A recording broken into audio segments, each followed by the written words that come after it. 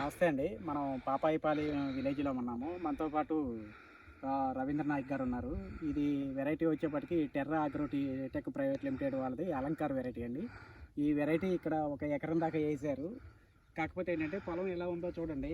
ఈ టైంలో ఇలాంటి టైంలో కూడా ఇది ఎక్కడ వైరస్ లేకోకుండా చాలా బాగా ఫార్మర్ అయితే చాలా బాగా చేశాడు. పూత పింద మీద ఉందండి ఈ వెరైటీ. ఫుల్ పూత పింద మీద ఉంది. వెరైటీ అయితే అలంకార్ అనే వెరైటీ ఇది చాలా బాగుందండి. అలంకారు చాలా బాగుందండి వెరైటీ. ఇది ఇంకా ఇప్పుడు పూత పింద మీద కాపు మీద ఉంది కాబట్టి కొద్దిగా ఆగిన తర్వాత చూస్తే ఇంకా బాగా ఉంటుంది. రవీంద్ర గారు దీని మీద మీ అభిప్రాయం చెప్పండి. రవీంద్ర గారు, మా ఏరియాలో తేజ రకాల్లో ఇప్పటికీ ఈ ఊర్లో తేజ రకం ఎక్కువగా వేస్తారండి. ఇదే రైతు 5-6 రకాలు వేశారండి.